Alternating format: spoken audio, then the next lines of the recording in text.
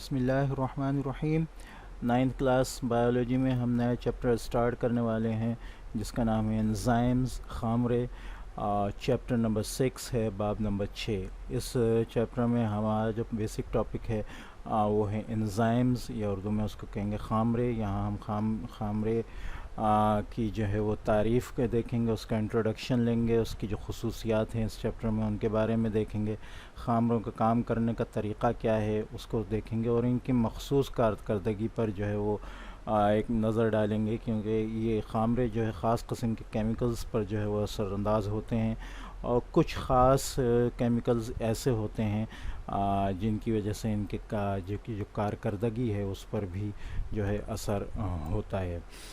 ٹھیک ہے، اچھا یہاں ایک چھوٹی سی تصویر سے جو کہنا چاہیے خامروں کا جو ہے کام سمجھایا گیا ہے۔ یہاں آپ دیکھ سکتے ہیں کہ یہ انزائمز ہیں خامرے، ٹھیک ہے۔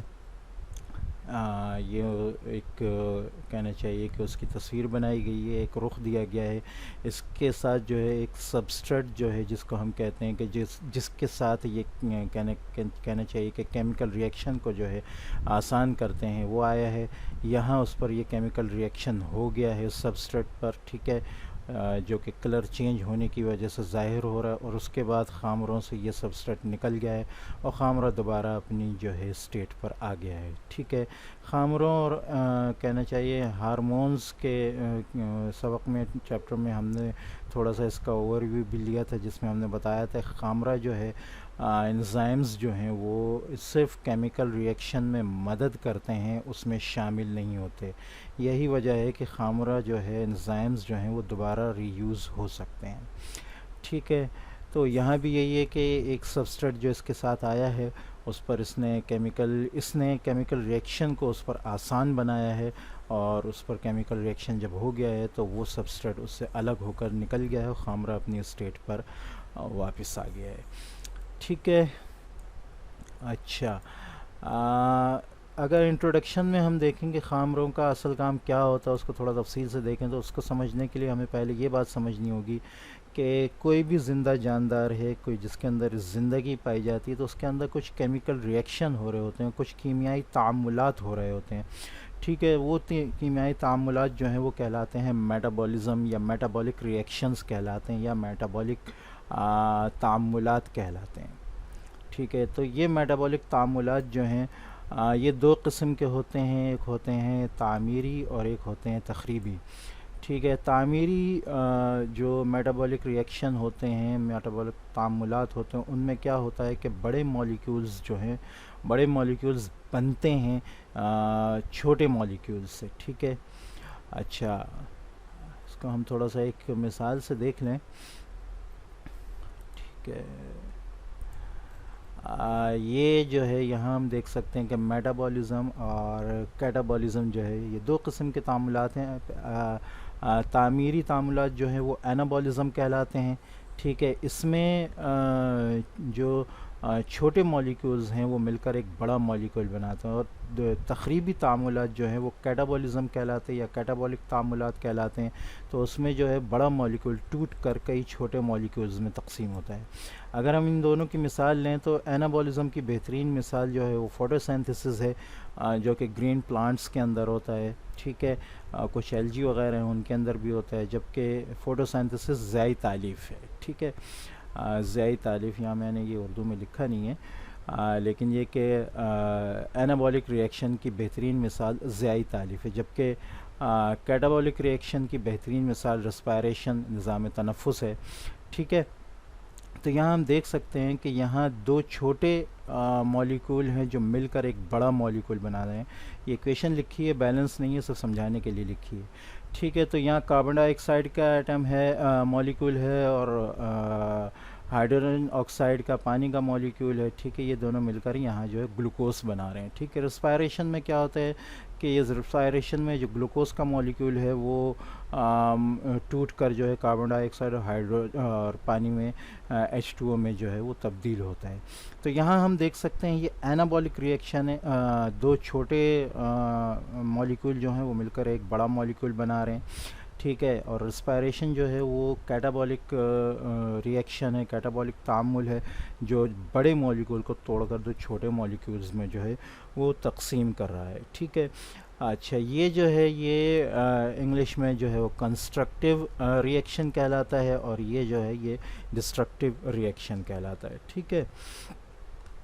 اچھا، تو یہاں یہی بات بتائی، تعمیری تعاملات میں بڑے مالیکولز بنتے ہیں چھوٹے مالیکولز سے، ٹھیک ہے۔ اس قسم کے تعاملات کو اینابولک تعاملات، اس قسم کے میٹابولزم کو اینابولزم یا اینابولک ریئیکشن کہتے ہیں، جبکہ اس کے برعکس تخریبی تعاملات میں بڑے مالیکولز ٹوٹ کر چھوٹے مالیکولز میں تبدیل ہوتے ہیں، اور اس کے ساتھ ساتھ توانائی کا اخراج بھی ہوتا ہے۔ یہاں جو ہے یہ اس کے ساتھ اے ٹی پی کا جو مالیکول ہے، ایڈینوسین ٹرائی فاسفیٹ کا مالیکول بھی جو ہے وہ نکلتا ہے، ٹھیک ہے۔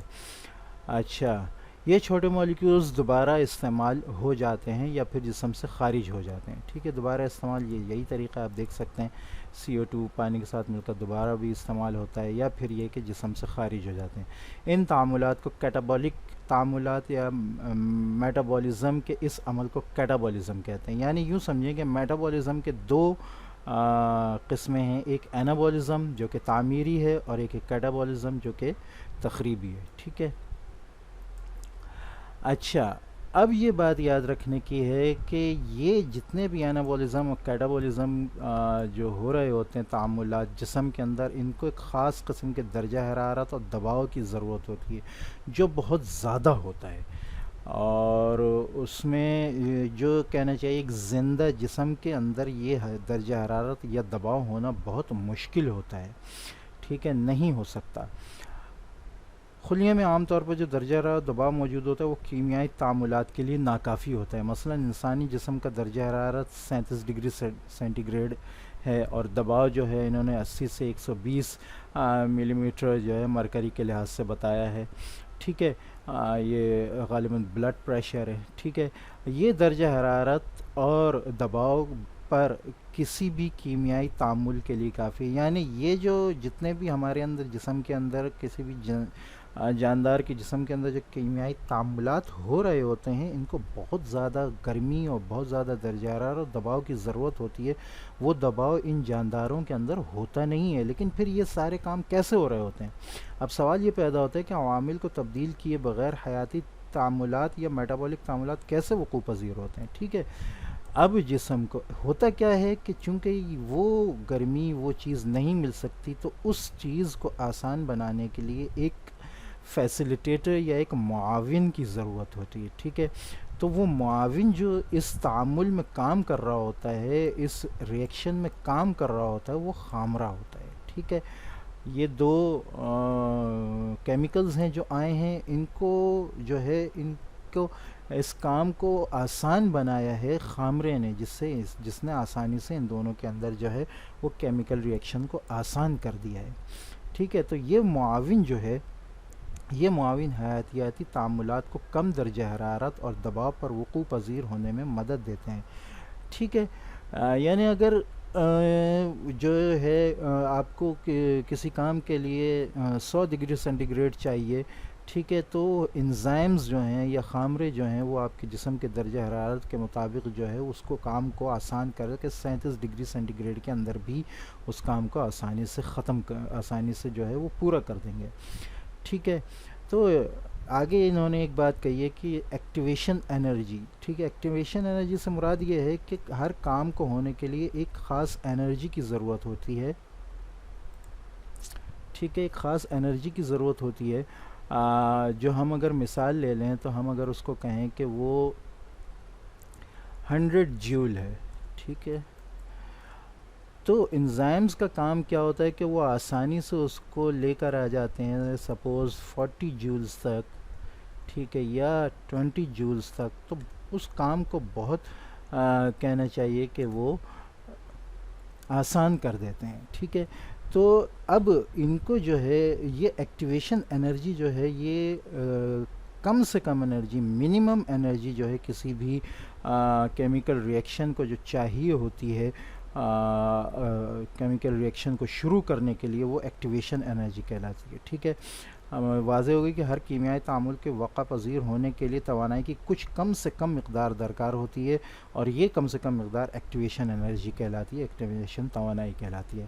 اگر اس توانائی کی مقدار زیادہ ہو تو تعامل کا وقوع پذیر ہونا مشکل ہوتا ہے، بصورت دیگر اگر یہ الٹ ہو تو کیمیائی تعامل آسان ہوتا ہے، یعنی اگر یہ توانائی کم سے کم ہو تو کیمیائی تعامل آسان ہو جاتا ہے، اور انزائم کا یہی کام ہوتا ہے کہ وہ توانائی کو کم سے کم کر دیتا ہے، 100 جولز کو سپوز 50 جولز تک یا 20 جولز تک یا 10 جولز تک جو ہے وہ لے کر آ جاتا ہے۔